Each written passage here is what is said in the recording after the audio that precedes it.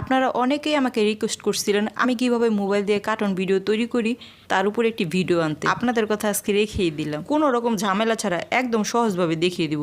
আপনি ড্রয়িং না জানলেও কার্টুন ভিডিও তৈরি করতে পারবেন। সেটা কিভাবে ওটাও দেখিয়ে দিব। এক ভিডিওতে সব কিছু পেয়ে যাবেন, কিভাবে কার্টুনে ভয়েস দিবেন এবং সেটা কিভাবে এডিট করবেন সব কিছুই আজকের ভিডিওতে পেয়ে যাবেন। আমি ধীরে ধীরে আপনাদের সব দেখিয়ে দিব যাতে আপনাদের বুঝতে সুবিধা হয়। যেহেতু আপনারা নতুন, তাই আমি চাই আপনারা শুরুতেই সবকিছু বুঝুন। বারবার তো এমন ভিডিও আসবে না, ভিডিওটি একটু মনোযোগ দিয়ে দেখুন, এতে আপনারই লাভ। ঘরে বসে কিছু টাকা ইনকাম করতে পারবেন। আপনার মূল্যবান সময়টুকু এদিক সেদিক নষ্ট না করে কাজে লাগান। সবাইকে দেখিয়ে দিন আপনিও কিছু করতে পারেন। বর্তমানে মোবাইলের মাধ্যমে কার্টুন ভিডিও তৈরি করার জন্য বেস্ট অ্যাপ হলো ফ্লিপা ক্লিপ। প্লে স্টোরে গিয়ে ফ্লিপা ক্লিপ অ্যানিমেশন লিখে সার্চ করলে অ্যাপটি শো করবে, ওখান থেকে ডাউনলোড করে নেবেন। ডাউনলোড হওয়ার পর অ্যাপটি ওপেন করবেন। ওপেন করার পর এরকম একটি ইন্টারফেস চলে আসবে, এটাকে অ্যালাউ করে দিবেন। তারপর উপর থেকে টান দিয়ে যে কোনো সংখ্যা সিলেক্ট করে দিবেন। আমি 95 দিয়ে দিলাম, আপনারা আপনাদের ইচ্ছে মতো দিয়ে দিবেন। তারপরে এখানে অ্যাকসেপ্ট অপশনে টাচ করে দিবেন। তারপরে এখানে স্কিপ অপশনে টাচ করে দিবেন। এখানে যে প্লাস আইকন দেখছেন এই প্লাসে ক্লিক করে দিবেন। প্লাসে ক্লিক করার পর এরকম ইন্টারফেস চলে আসবে। প্রথমে আমাদের ভিডিওর জন্য একটি প্রজেক্ট নিতে বলবে। এখানে কোনো নাম লিখে দিবেন। আমি তুলি লিখে দিলাম, আপনারা আপনাদের ইচ্ছে মতো যে কোনো নাম দিতে পারেন। এখান থেকে আপনি 4 রকমভাবে ভিডিওর জন্য ব্যাকগ্রাউন্ড নিতে পারবেন। এটা হলো ক্যামেরা আইকন, এখানে আপনার মোবাইল ক্যামেরায় নিয়ে যাবে, ওখান থেকে পিকচার তুলে ব্যাকগ্রাউন্ড নিতে পারেন। এটা হলো গ্যালারি আইকন, এখানে টাচ করবেন। এখানে টাচ করলে আপনাকে নিয়ে যাবে আপনার গ্যালারিতে। আপনার গ্যালারিতে যত পিকচার আছে সব শো করবে। এখান থেকে যে কোনো পিকচার আপনি সিলেক্ট করে দিবেন। তারপর উপরে একটা অপশন দেখছেন, এই এসে ক্লিক করে দিবেন, তাহলে আপনার পিকচারটি চলে আসবে। এটা হলো কালার আইকন, এখানে টাচ করে দিলাম। এখানে টাচ করে দিলে এখানে অসংখ্য কালার দেখতে পাবেন। এখান থেকে আপনার যে কালার ভালো লাগে সেই কালার সিলেক্ট করে নেবেন। আপনি চাইলে এখান থেকে কালারটা চেঞ্জও করতে পারেন। এইভাবে ধরুন আমি এই কালারটা সিলেক্ট করলাম, দেখুন কালারটা কিন্তু নিচে চলে এলো। এবার এখানে টাচ করে দিবেন। টাচ করে দেওয়ার পর এই যে এখানে ইয়েস চিহ্ন দেখছেন, এখানে ক্লিক করে দিবেন, হয়ে গেল। এবার এই অপশনে টাচ করে দিবেন। এখানে টাচ করলে আরও অসংখ্য পিকচার পেয়ে যাবেন। এগুলো অ্যাপ থেকে অটো দেওয়া থাকে, আপনার যেটা ভালো লাগে ওটাতে সিলেক্ট করবেন। সিলেক্ট করার পর এখানে দেখতে পাচ্ছেন একটা অ্যারো চিহ্ন, এখানে ক্লিক করে দিবেন। এখানে ক্লিক করে দিলে আপনি আবার আগের জায়গায় চলে আসবেন। তারপর এখানে দেখতে পাচ্ছেন ক্যানভাস সাইজ, এই অপশনে টাচ করে দিবেন। তারপর এই প্রথম অপশনটি সিলেক্ট করে দিবেন। তারপর যাবার উপরে দেখতে পাচ্ছেন অ্যারো চিহ্ন, এখানে ক্লিক করে দিবেন। এখন আবার নিচে দেখতে পাচ্ছেন আরেকটি অপশন ফ্রেম পার সেকেন্ড, এই অপশনটিতে টাচ করে দিবেন। এখানে টাচ করে দেওয়ার পর দেখতে পাচ্ছেন একটি বল উপরে উঠছে আর নামছে। এটা মূলত আপনার ভিডিওর স্পিড বোঝাচ্ছে, একটু লক্ষ্য করুন। আমি যখন কমিয়ে দিচ্ছি তখন কিন্তু বলটা একটু কম লাফাচ্ছে, যখন আমি এটাকে বেশি করে দিচ্ছি তখন কিন্তু বলটা দ্রুত লাফাচ্ছে। এটা মূলত আপনার ভিডিওর স্পিড। আপনি আপনার ভিডিওটা কী ধরনের স্পিডে রাখতে চান এটার মাধ্যমে সেটা বুঝতে পারবেন। তো আমি সবসময় 6 রাখি, আপনি চাইলে পরবর্তীতে এগুলো চেঞ্জও করতে পারেন। সেটা কীভাবে করবেন ওটাও দেখিয়ে দেব। তারপরে এখানে যে অ্যারো চিহ্ন দেখতে পাচ্ছেন, এখানে ক্লিক করে ব্যাক সাইডে চলে এলাম। এবার এখানে দেখতে পাচ্ছেন ক্রিয়েট প্রজেক্ট, এই অপশনটিতে টাচ করে দিবেন।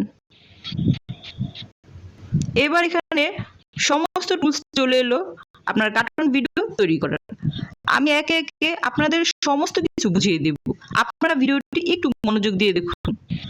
এখানে যে প্লাস চিহ্নটি দেখছেন, এই প্লাস চিহ্নতে ক্লিক করলে আপনার এই ব্যাকগ্রাউন্ড এখানে একটি আছে, আপনি টাচ করলে দুটি হয়ে যাবে। মোট কথা আপনি যতবার টাচ করবেন এখানে ততটি ফ্রেম তৈরি হয়ে যাবে। আবার এখান থেকে টান দিলে এগুলো দেখতে পারবেন।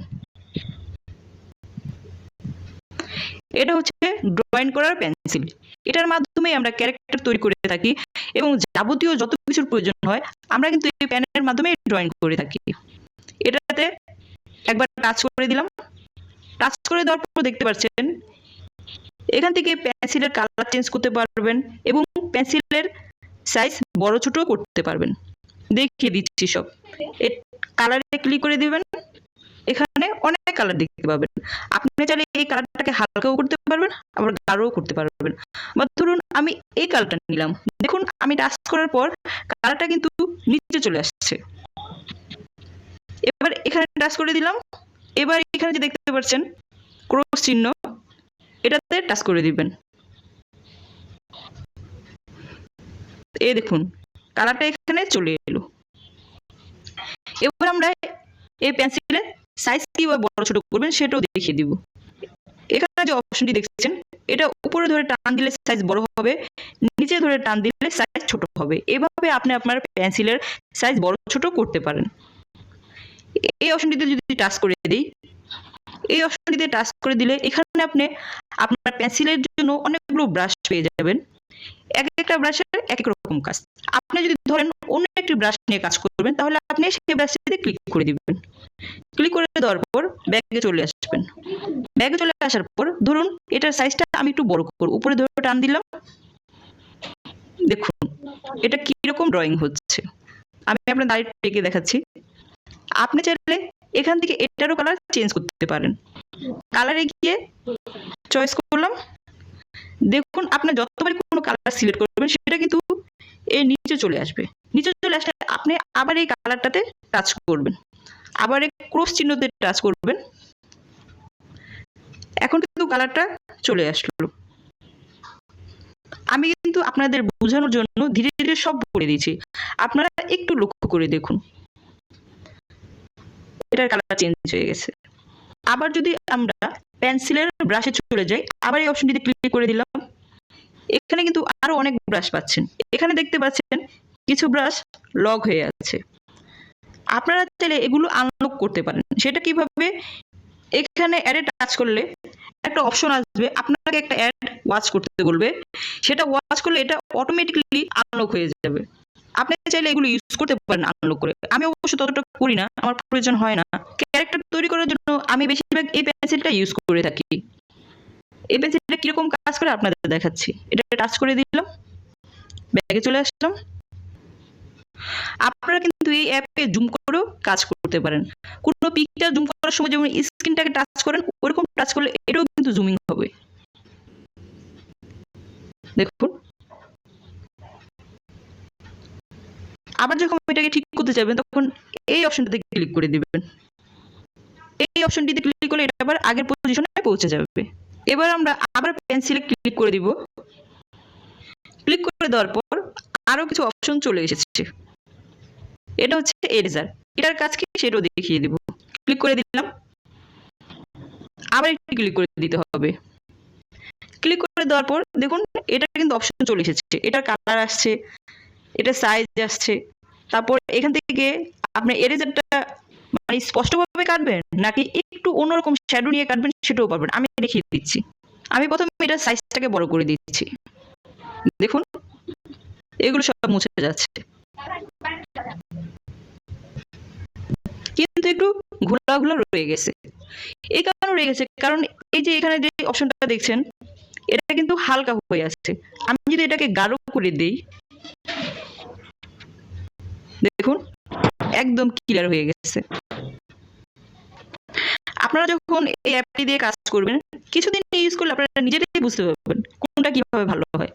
আমরা আবার এই এরেজার অপশনটিতে টাচ করে দিব। এবার চলে আসবো এই অপশনটিতে। এই অপশনটির কি কাজ আমি আপনাদের দেখাচ্ছি। ধরুন আমি প্যানে চলে গেলাম, এখন আমি একটা কিছু ড্রয়িং করলাম।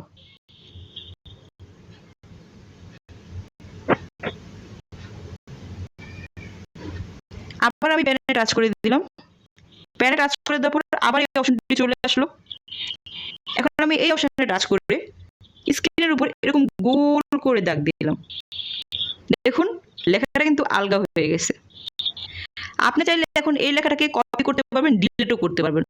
কপি করতে চাইলে আপনি এই অপশনটিতে টাচ করে দিবেন। টাচ করার পর আপনি অন্য একটি ফ্রেমে চলে আসবেন।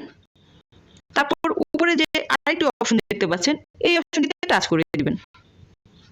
দেখুন কপি হয়ে গেল। আপনি চাইলে ডিলিটও করতে পারেন। এই ডিলিট অপশনে গিয়ে অপশনটি দেখতে পাচ্ছেন, এই অপশনটিতে ক্লিক করে দিলে চলে আসবে। আবার যদি আপনি চান যে না আমি এটাকে মুছে দিব, তাহলে আবার এই অপশনটিতে ক্লিক করে দিবেন।